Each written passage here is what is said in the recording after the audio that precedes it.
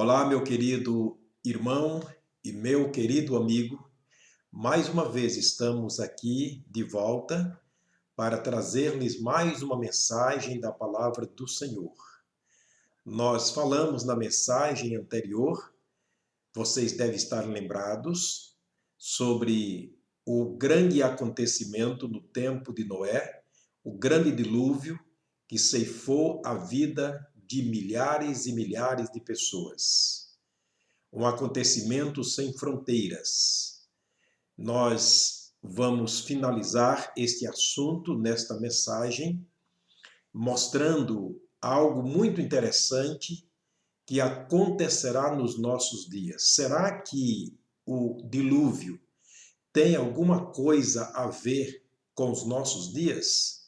Será que diz respeito a nós nessa geração? Bens, nós vamos para a palavra de Deus através desta mensagem e com certeza estaremos tendo aqui uma grande lição, como um grande aviso da parte de Deus para todos nós.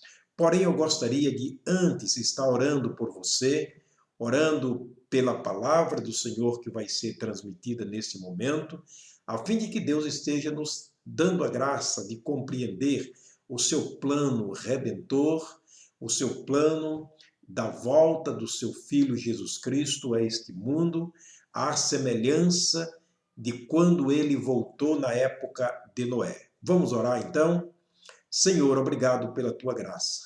Obrigado, Deus, pelo teu grande amor.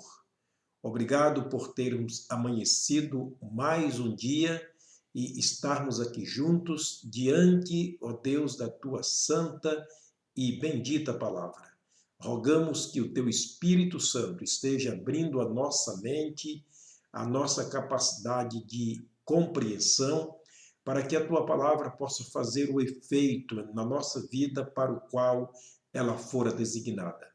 Oramos pelo nosso amigo que ainda não é salvo. Abre, ó Deus, a sua mente pelo teu Espírito. Fala o seu coração através da tua palavra. Oramos com gratidão no nosso coração, no nome do Senhor Jesus. Amém. Pois bem, querido, vamos mostrarmos hoje algo supremamente importante. Para isso eu gostaria de chamar-lhes a atenção. Como dissemos, repito, nas mensagens anteriores, nós falamos bastante sobre o dilúvio, aquele acontecimento que ceifou a vida de milhares e milhares de pessoas. O que Jesus falou sobre os nossos dias? Como será que acontecerá nos nossos dias? Para aquele povo antediluviano, tudo teve um fim catastrófico, um fim muito triste, quando as pessoas, tudo aquilo que tinha fôlego morreu. Os homens, os animais, os répteis e as plantas, tudo morreu. Apenas Noé e a sua família ficaram como restante, como remanescente daquele grande acontecimento. O que será que Jesus falou para os nossos dias? Ou será que o dilúvio, na época de Noé, tem alguma relação com os nossos dias? Se existe, o que a Bíblia nos fala sobre este assunto? Será que Deus há de voltar para nós como ele voltou para Noé e para a sua família naquela época e para o povo antediluviano? Será que Deus voltará para a nossa época como voltou na época de Noé? Bem, só a Bíblia Sagrada nos ensinará sobre este assunto. Eu quero chamar-lhes a atenção para dois versículos que são interessantes. No capítulo 9 de Gênesis, especialmente o versículo 11. A Bíblia diz no versículo 11 que Deus fez um pacto com Noé. Ele fez um acordo com Noé. Ele disse, olha, Noé, contigo eu farei um acordo e que não haverá mais dilúvio para destruir a terra. Ele disse, olha, o dilúvio não acontecerá mais. No versículo 15, ele repete as mesmas palavras, mas dizendo que as águas não se tornarão mais em dilúvio para destruir toda a carne. Então nós temos aqui a palavra de Deus, a garantia da palavra do Senhor, dizendo que dilúvio nunca mais. A terra não será mais consumida, as vidas não serão mais consumidas através do dilúvio. Porém, muitos e muitos anos se passaram, aproximadamente 6.000 anos, e o que a Bíblia Sagrada tem a dizer para nós sobre o fim do mundo, sobre o fim dos tempos? Deus voltará? Sim, é claro. Ele voltará, ele manifestará a sua justiça contra o pecado do mundo, assim como ele se manifestou através das águas do dilúvio na época de Noé. Mas a questão é, como será que Deus voltará nesta época, nesse tempo presente, para esta nação, para este povo, para esse tempo que estamos vivendo? A Bíblia Sagrada é muito clara em dizer que Jesus voltará. Lá em Atos, no capítulo 17, verso 30, a Bíblia diz claramente que Deus marcou um tempo em que com justiça há de julgar o mundo por meio do homem que ele o destinou, e para isso ele deu certeza, ressuscitando dentre os mortos. Quem ele está falando? Ele está falando do seu filho Jesus, aquele que um dia se fez carne e habitou entre nós, e disse João, vimos a sua glória como a glória do unigênito do Pai. Portanto, esse mesmo Jesus que veio, que morreu, que foi sepultado, ressuscitou, ascendeu-se aos céus, está sentado à destra de Deus agora intercedendo por nós, um dia ele voltará. Portanto, fica aqui o aviso, Deus voltará na pessoa do seu Filho Jesus. E a volta de Jesus ao mundo será a grande manifestação da justiça de Deus para julgar esse mundo caído, para julgar esse mundo incrédulo, para julgar esse mundo de pecados, de más obras. Mas como será? De que maneira Deus vai usar para desfazer todo o mal que está sobre a terra, fazendo alusão à destruição em massa que ele fez na época de Noé? Já temos a garantia que não será mais com água. O dilúvio nunca mais acontecerá. Portanto, vamos para a Bíblia Sagrada, vermos aqui com muita clareza, pela graça e misericórdia de Deus, como vai ser este acontecimento na volta do Senhor Jesus. Ele vai dizer no capítulo 3 da segunda carta do apóstolo Pedro. Pedro foi o apóstolo movido por Deus e, através do seu Espírito Santo, ele escreveu aquilo que Deus queria que nós soubéssemos. Está lembrado de Amós, capítulo 3, versículo 7? Eu repeti esse texto muitas e muitas vezes, porque ali Deus diz que não fará coisa alguma sem que primeiro ele revele o segredo do seu coração através dos seus servos, os profetas. Na época, ele usou os profetas para falar ao povo de Israel.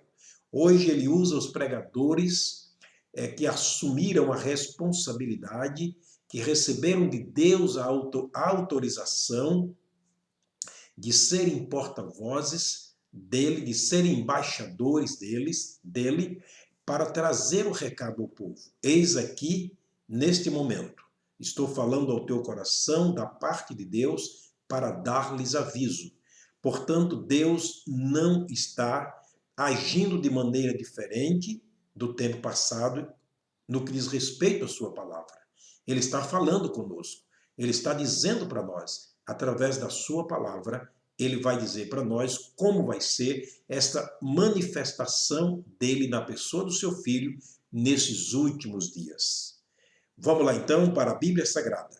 Segunda carta de Pedro, no capítulo 3, nós lemos no versículo 7. Olha que versículo interessante. mas os céus e a terra de agora. Por que os céus e a terra de agora? Os céus e a terra do passado, no tempo de Noé, foram destruídos e absorvidos pela água.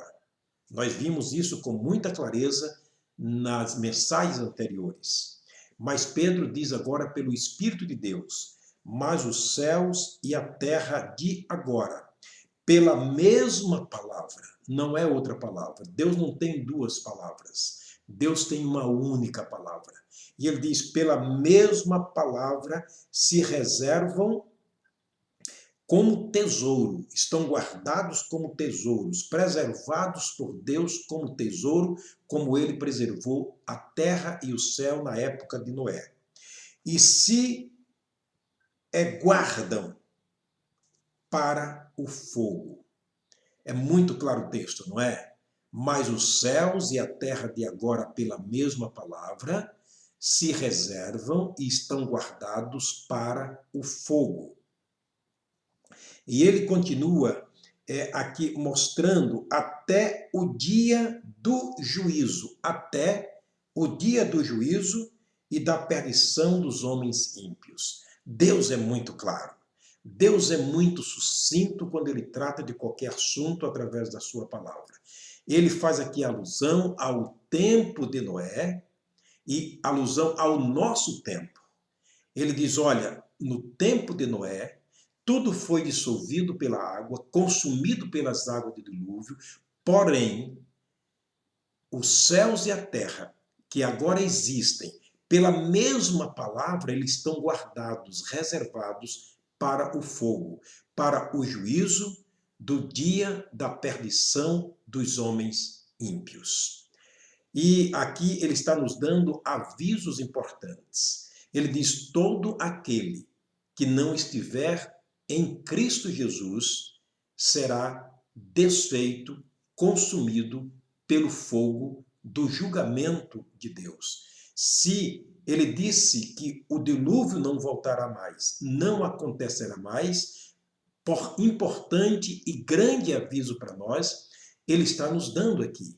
Mas os céus e a terra de agora, pela mesma palavra, estão reservados e guardados para o fogo, para o dia do juízo e da perdição dos homens ímpios. Lembra que eu citei Atos capítulo 17, versículo 30? Ele determinou um dia em que com justiça há de julgar o mundo.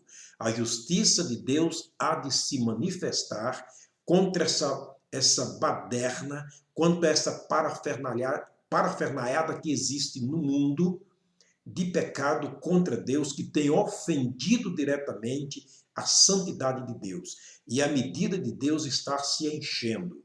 Mas um dia Deus voltará na pessoa do Senhor Jesus e há de trazer a juízo toda obra, quer seja boa, quer seja má.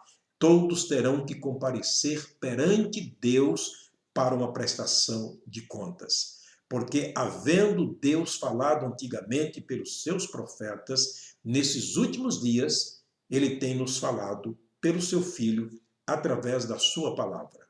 Eu quero ler mais 2 versículos, que está no capítulo 3 agora. Eu quero ler o versículo 11, o versículo 10, que nos diz o seguinte: mas o dia do Senhor virá como ladrão de noite, no qual os céus passarão com grande estrondo e os elementos ardendo se fundirão, e a terra e as obras que nela há se queimarão. O texto é muito claro. Deus é muito claro na sua palavra. Ele não deixa dúvida de que o fogo do juízo de Deus, da justiça de Deus, há de queimar todas as obras más deste mundo.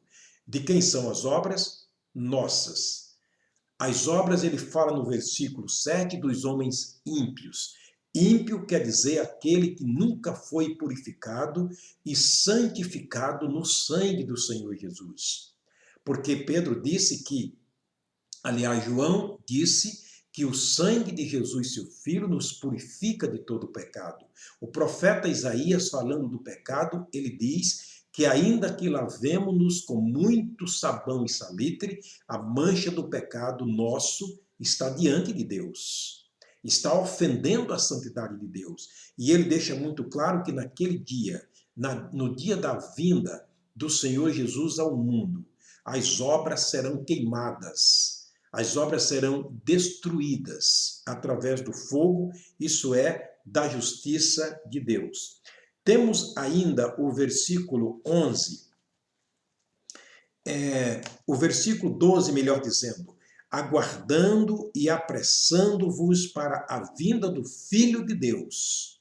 É muito claro que Deus voltará na pessoa do seu Filho, aquele com quem nós nos relacionamos hoje através da sua palavra. Apressando e aguardando para a vinda do dia de Deus, em que os céus em fogo se desfarão e os elementos ardendo se fundirão.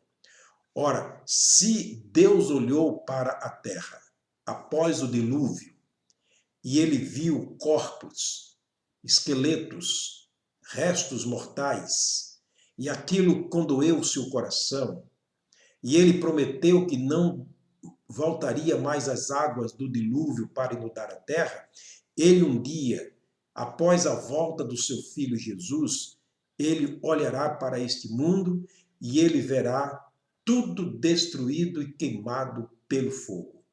Ele olhará e verá cinzas. Queridos, lembre-se que na época de Noé, apenas ele, a sua esposa, os seus 3 filhos e as esposas deles se salvaram. Por quê? Diz a Bíblia claramente, porque estavam dentro da arca, no lugar mais seguro daquela época. O lugar seguro para Noé e para sua família era a arca. Queridos, o lugar seguro para nós, o único lugar seguro para nós, é o Senhor Jesus Cristo. Ele disse em João capítulo 5, versículo 24, todo aquele que ouvir a minha palavra e crê naquele que me enviou, tem a vida eterna. Não entrará em condenação, mas passou da morte para a vida. Porque o nome do Senhor é ator e forte. Para este nome correrá os justos e estarão seguros, sem receio do mal.